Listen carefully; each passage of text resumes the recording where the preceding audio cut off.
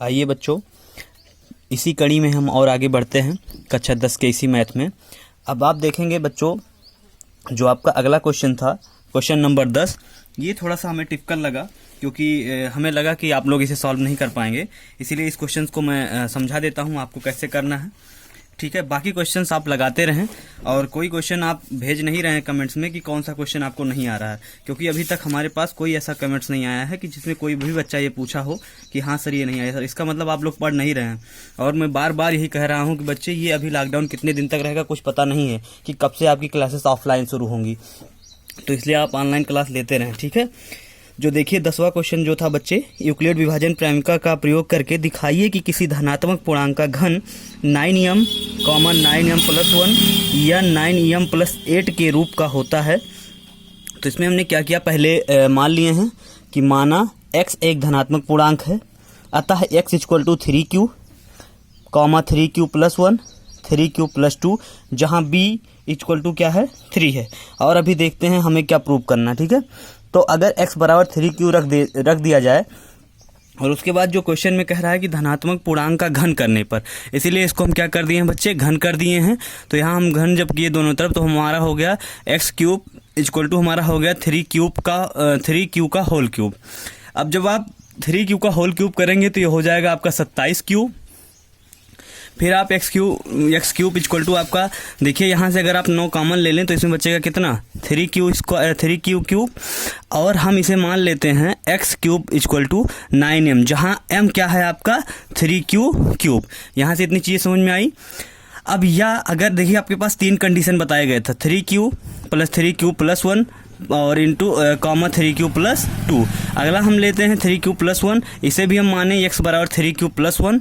फिर यहाँ भी हम वही चीज़ें किए, क्या, क्यूब कर दिए। अब देखेंगे बच्चे, यहाँ आपका क्यूब का फार्मूला बन गया, ये बन गया आपका a + b का होल क्यूब। अब आप इसे लिख सकते थे a³ + b³ + 3ab ब्रैकेट में a + b, यही कंडीशन। तो यही कंडीशन को हम और आगे एक्सप्लेन करके क्या लिखे हैं, 27q³ फिर 27q² + 9q + 1। यहाँ से हमने क्या किया, 9 को कॉमन ले लिया, बचा क्या हमारा 3q का क्यूब + 3q का स्क्वायर + 9 प्लस क्या, सॉरी प्लस हमारा क्यूब बचा बच्चे +1। और यहाँ से जब हम लिखे तो इसको हमने मान लिया m है, ये किसके बराबर है, टोटल m के, तो हमारा बन गया क्या, 9m + 1। ठीक, जहाँ ये क्या है, एक पूर्णांक संख्या है। ठीक है, अगले स्टेप की तरफ बढ़ते हैं हम। अगला स्टेप क्या लिए, 3q + 2 ले लिए। अगला स्टेप जो हम लिए तो यहाँ फिर वही चीज़ें कर दिए, क्या, क्यूब कर दिए ना, तो अब फिर वही आपका बन जाएगा क्यूब। जब आप करेंगे तो a + b का होल क्यूब फिर बन गया, फिर हमने क्यूब कर लिया, 3 का क्यूब करेंगे 27, फिर देखिए b का क्यूब करेंगे, ये क्या है आपका 2 था, 2 दूना 4 दूना 8 दूना 16। अच्छा, ये जो आप 54 देख रहे हैं, इसी में थोड़े से बच्चों को कन्फ्यूजन होगी। आप इसे बच्चे थोड़ा सा इसका एक्सप्लेन कर दीजिएगा, इस फार्मूले को, कि आप लिख दीजिएगा a + b का होल क्यूब बराबर a³ + b³ + 3ab और ब्रैकेट में आपका क्या है, a + b। तो इस फार्मूले पर जब आप इसे रखेंगे तो बिल्कुल यही सी चीज़ें निकल के आएंगी आपके सामने। अब यहाँ से आप 9 कॉमन ले लेंगे, बचेगा क्या आपके पास, 3q का क्यूब + 6q का स्क्वायर + 4q + 8। ठीक, अब यहाँ से आप इसे मान सकते हैं कि 9m + 8, क्योंकि इतने कंडीशन को हम क्या मान ले रहे हैं, m मान ले रहे हैं। ठीक, तो ये हमारा बन जाएगा 9m + 8। अब जब आप यहाँ लिख सकते हैं कि सारी चीज़ें किस कंडीशन में हो गई आपकी, m की, और हमें किस कंडीशन में इसे क्या नाम है, सिद्ध करना था, m की कंडीशन में। तो हमारा क्या आ गया बच्चे, देखें, अतः किसी धनात्मक पूर्णांक किसी पूर्णांक के लिए 9m + 1 या 9m + 8 का रूप होता है, यही हमें सिद्ध करना था। हमारा ये क्या हो गया, आंसर इस सिद्ध। हम अगले क्वेश्चन की तरफ आगे बढ़ते हैं, जो हमारा 11वां क्वेश्चन है। बहुत ही इंपॉर्टेंट क्वेश्चन है और ये NCERT में आया हुआ क्वेश्चन है। कह रहा है कि, अब देखेंगे बच्चे, जो 11वां क्वेश्चन था वो 441, 567 और 693 का SCF ज्ञात करना था, यही था ना। अब जब आप इसे देखेंगे क्वेश्चनों को, 676 का SCF ज्ञात करना, तो इसे हम बता चुके हैं कि सबसे पहले सबसे छोटी नंबर्स को आप ढूंढेंगे और छोटे नंबर्स को आप डिवाइड करते हुए चले जाएंगे, ये सारे आंसर आपको मिल जाएंगे। अगर जिस बच्चे का आंसर नहीं आएगा तो हमें कमेंट्स में इस क्वेश्चन को जरूर बता देगा।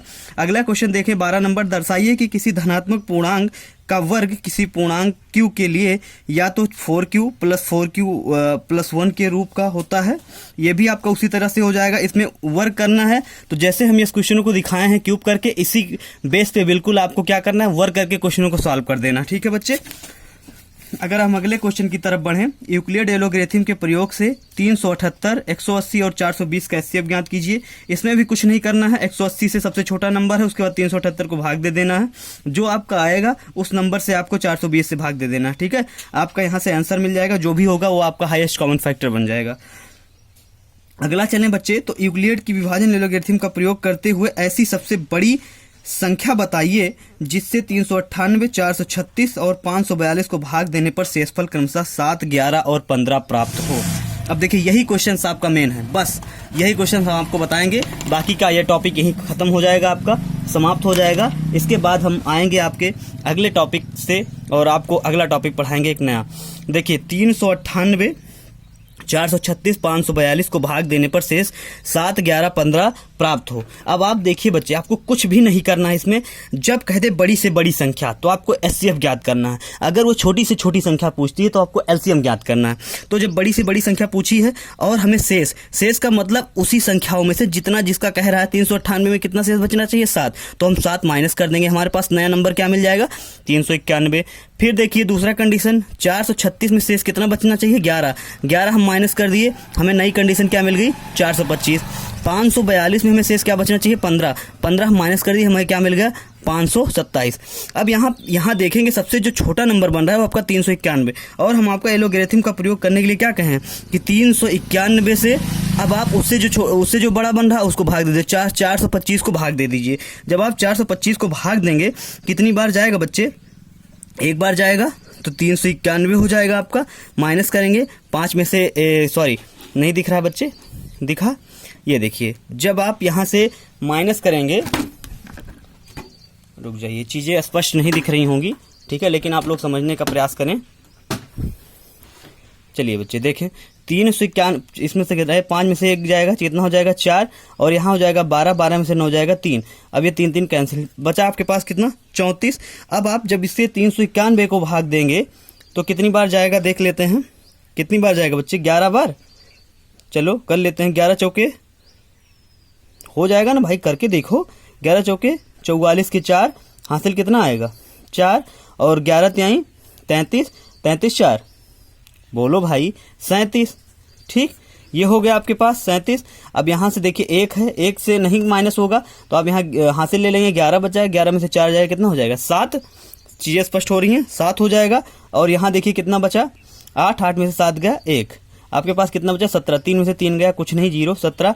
34 को भाग देना है, दे दीजिए, कितना हो जाएगा 17 दूना 34, ये पूरा कैंसिल होगा 0। अच्छा, एलोग्रेथिम मेथड ही कहता भी है कि शेषफल हमें क्या प्राप्त होना चाहिए 0, मतलब हम कितनी बार ये पूरा विभाजित कितने से हुए 17 से हुआ।